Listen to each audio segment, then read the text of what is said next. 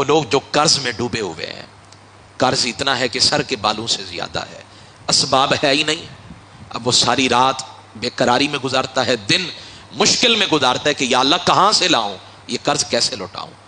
میں ان کو یہ حدیث سے پاک پیغام اور تحفہ کے طور پہ سنا رہا ہوں۔ میرے آقا ایک دن مسجد نبوی میں جلوہ فراز تھے، تشریف لائے تو دیکھا کہ ایک صحابی ہیں جو مسجد نبوی کے اندر بیٹھے ہیں، تو حضور کو تشویش لاحق ہوئی کہ نماز کا وقت بھی نہیں ہے، تو یہ میرا صحابی، میرا کلمہ پڑھنے والا مسجد نبوی میں کیا کر رہا ہے؟ تو میرے آقا نے فرمایا، اے ابو امامہ، نماز کا وقت بھی نہیں ہے اور تم مسجد میں بیٹھے ہو اور تمہاری پیشانی پر تفکر کے آثار ہیں، چہرے پہ یہ پریشانی کے آثار ہیں، بتاؤ نہ ذرا۔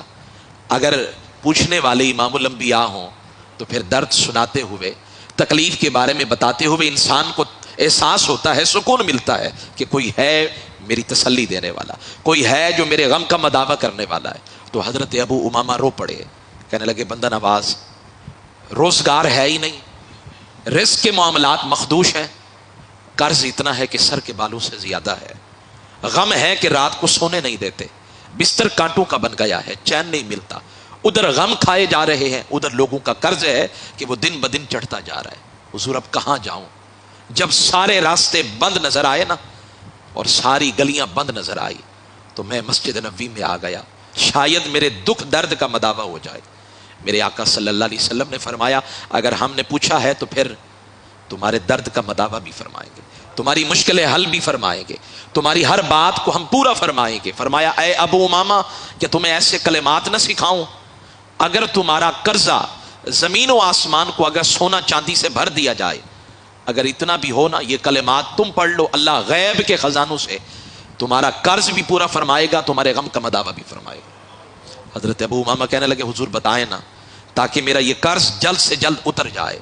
میرے آقا نے فرمایا، صبح کو اور رات کو یہ دعا پڑھا کرو، اللہم انی اعوذ بک من الہم والحزن واعوذ بک من العجز والکسل واعوذ بک من الجبن والبخل واعوذ بک من غلبۃ الدین وقہر الرجال۔